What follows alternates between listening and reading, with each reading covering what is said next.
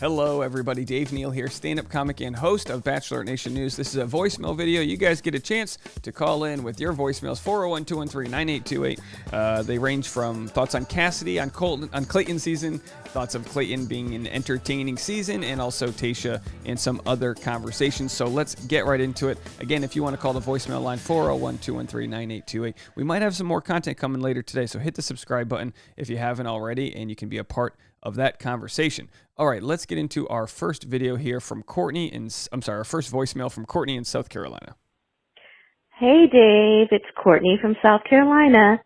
As far as Tayshia no longer being affiliated with the Bachelor Nation, I have been saying that I believe when she didn't show up due to COVID exposure, that maybe there is more to the story, and I am fairly convinced that the franchise is whitewashing itself, and it's pretty clear that that is what's going on. It really is a shame.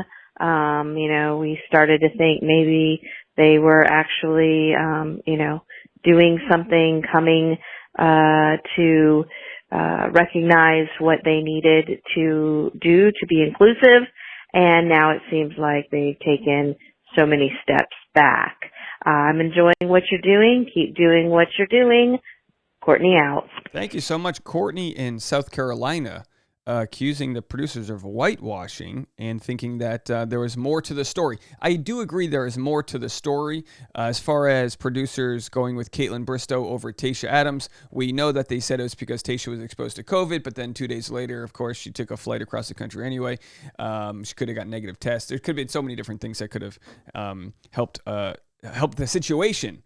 But it's a good question to be asking. Why was Tayshia the one that was let go, if that's the case? Of course, she's no longer affiliated with the Bachelor podcast. Is it Tayshia's doing, her agents? They want her to rise above Bachelor? Or, did the Bachelor decide that they wanted Kaitlyn Bristowe to do the final duties of the season, which I think would be a terrible idea because, they started with two co-hosts, at least finish it with two co-hosts. All right, let's go to Shosh in New Jersey. You're up next. Hey Dave, this is Shosh from New Jersey. I just watched your video talking about Cassidy, and my thoughts are, I don't know if they were actually going to air her talking about her friends with benefits, if the whole thing is, I think it is Sienna telling Clayton about it, because it didn't come up earlier in the episode. I guess they could have found a way to put it in, but I think it is only drama because they're making it that and look like that. Yeah. Okay, interesting. Of course, we know Cassidy said she had a friend with benefits back home. She was going to go back to him to watch the show once she was done there. I think it's the type of thing that's the type of clip that there's no way they're not going to use.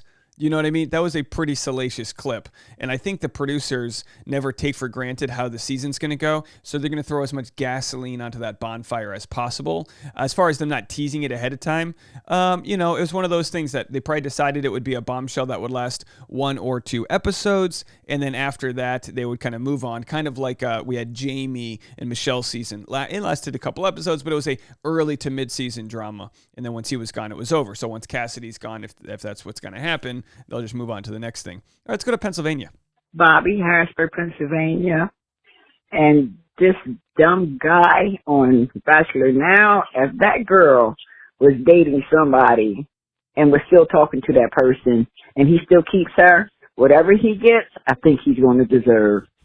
Thanks, Dave. I enjoy your show. Bye. All right, so you say if Clayton decides to keep Cassidy, whatever he gets is what he deserves. Hey, there's some good philosophy there. You know what I mean? Whenever, like, if you're in a relationship with someone who's a bad person or an a-hole, you have to look at the law of attraction. You're as equal to the people you surround yourself with. You're a summation of your closest friends. If you don't like the way that they're treating wait staff or the way they're treating their significant others, you need to evaluate who you're hanging out with. We'll see what Clayton does with it all. Let's see if Bobby calls back. Hey, Dave, this is Bobby from Harrisburg, PA again. I really don't think I can get into this Clayton one. This one is just dumb. He's just stupid to be a grown man. It should be called Cartoon Show or something. This one is not going to work out for me. Okay, Dave, thanks. Bye. Bobby in Harrisburg, Pennsylvania, appreciate your feedback. Says this one's not going to work out for me. Oh, gosh, I love your calls. All right, let's go to Philly. Hi, Dave. Love your show. I'm calling in from Philly. My name is Dee. And I just had like a little sleuthing report / question. All right, I'm going to let you guys know that this is not a spoiler, but there is some sleuthing for who may be the top 4. Okay, so there's no verification that this is accurate. I'm just letting you guys know it's a rumor. So if you don't even want rumors about who might be in the top 4, now, like, skip the next 3 minutes. Just fast forward the next 3 minutes. To know if you noticed that. Again, last chance. Skip 3 minutes if you don't want this rumor. Again, it's just a rumor. I'm just being overly cautious for my unspoiled. But there are no spoilers. We don't know what the heck's going to happen. Caitlin Bristol and Michelle Young are both following Susie from Clayton this season. So I checked all of the Final Fours out of all the people like I'm following out of Bachelor Nation. Reality Steve is the only person following all 4 of the girls except for Susie. So I wondered if that was some type of sleuthing clue to the next Bachelorette. Just let me know what you think. Okay, bye. It's a great observation. Who's following who? A lot of times you might not even realize you're not following somebody because they show up in your news feed, or maybe Caitlin interviewed Susie, but someone else hasn't. Why doesn't Nick follow so and so? Well, he hasn't interviewed Deborah. Like, it can really come down to something. There's so many new contestants every day that I don't know if this is going to give us any information, but it's worth keeping on the radar. Thank you so much for that. All right, we enjoyed a call from Harrisburg, Pennsylvania, and Philly, Pennsylvania. How about we go to Tennessee? What's up, Dave? My name is Miriam, and I'm calling from Tennessee. I just wanted to talk a little bit about Clayton's season.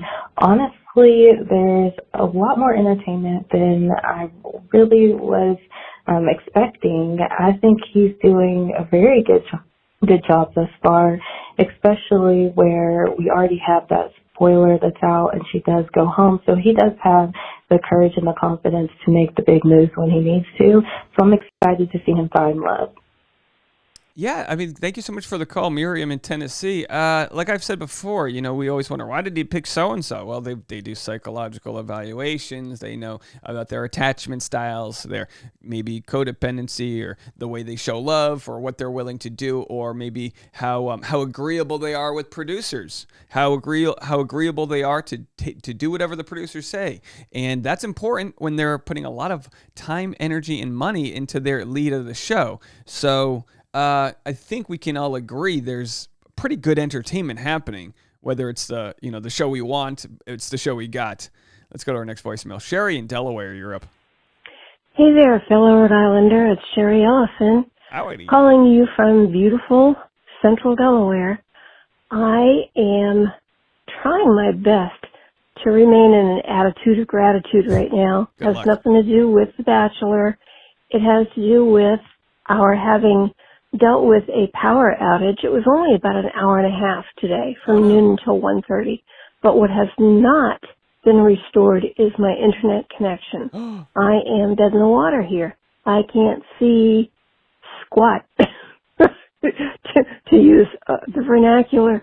So anyway, please say hello to all of my beautiful friends, my peeps who are on your channel. And please know that I appreciate you and all your hard work. I know that even though I can't see and hear you, you are hard at it. My best to Tasha and Boone as well. Take care, sweetie. Bye-bye. Thanks so much. I appreciate it. And just a quick reminder of my own gratitude to all of you guys. You truly give me a reason to get up and make these videos. I couldn't make this if there was no audience for them. So I appreciate those that have supported on the weekend videos, the weekday. If you guys don't know, tomorrow there's no Bachelor episode, which means no live streams. I may do a surprise live stream. I'll let you know. Follow me on Instagram at DNeals if I decide to go live. I'm not 100% sure if I'm going to do one. Maybe I'll do one. We'll have to see. Just stay in touch for that. But Sherry has a power outage, and I've pulled up the Delmarva Power, which I believe is the power grid for for Delaware, and it looks like there's only 121 customers affected by a power outage right now. So I'm hoping that means your power is back restored. I'll know if you are watching this right now. Again, that was a simple Google search, so I could have pulled up the wrong state for all I know. You know, a lot of people have assumed I live in Delaware because they don't know the difference between Delaware and Rhode Island, and I'll be honest, neither do I. All right, let's get into it. Both are small states with a lot of white people. All right, here we go. Allie in Connecticut. Speaking of a white state, Connecticut, you're up. Hi, Dave. This is Allie calling from Connecticut. It's my first time leaving a message. Woo. My comment is on the Never Have I Ever. I didn't think the game itself was so appropriate, but some of the questions, I didn't think the nude pictures issue was as concerning to me as the never have I ever faked an orgasm. That was extremely personal and not something that these women are going to want to look back on years from now. True. And more importantly, why did they fake an orgasm? That's what's so sad. Okay, that's all I want to say, and thanks for doing what you're doing. Bye. Listen, I don't want to fake a response to you guys right now, and I'll say this. I'll tell you where I dabble. I dabble in the idea of saying, the show's it's not a news show at 5 p.m. where you watch it with your family, although you should never watch the news with your family, at least your kids. What are you doing? Keep them away from that. Just let them watch cartoons and hang out. Watch that show, Recess. Remember that show?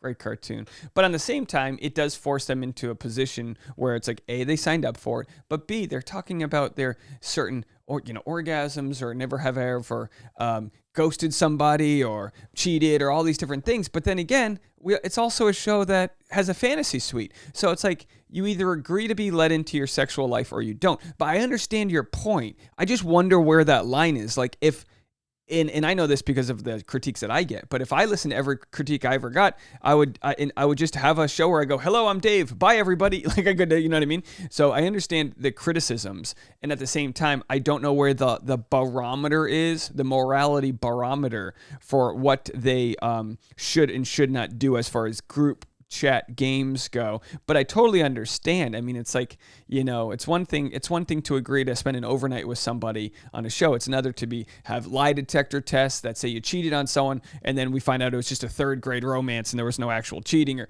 there's so many different thoughts that are unresolved when they play games like that. We don't get to hear people say, well, yeah, I faked an orgasm, but it's whatever, right? Neither is any of our business. Let me know what you guys think. If anyone wants to call in and leave a voicemail, I'll try to play them periodically throughout the week. 401-213-9828. Might have some more content coming your way today. Dave, why are you making content on a Sunday? Because my Patriots lost and I got nothing better to do. Actually, it's Boone's birthday. We're going to be doing a birthday celebration for my dog. So if you want to see our dog, we had a friend of the show send us a dog-friendly birthday cake, which he's going to be eating today. It'll be on my Instagram at DNeal, so you can go check that out there. Oh, I also wanted to show you guys an update on my other channel. So if you guys don't know already, I've created a channel called The Dave Neal Show. I told you I would start making content when we hit 1,000 subscribers, and guess what? We doubled that, 2,120 plus subscribers. So I've got 6 videos up from this past week, and I'll show you the monetization numbers. When we hit 4,000 watch hours, the channel will be monetized, and it's actually above this. We're actually close to 1,000 watch hours right now, so we're a quarter the way there. So just in a couple of weeks, this channel is going to be full-fledged content machine. So if you want content that is similar to what I do here, but not Bachelor related, if you wanted a break from Bachelor, we have some ethical, moral, and other sorts of videos that you can check out over there. And I try to put as much fun into it as possible. Some videos more fun than others. Some are real life topics, but we don't stray from those conversations. All right, folks. I hope you guys have a fantastic rest of the day, and I'll see you bright and early tomorrow morning for more content. Bye, everybody.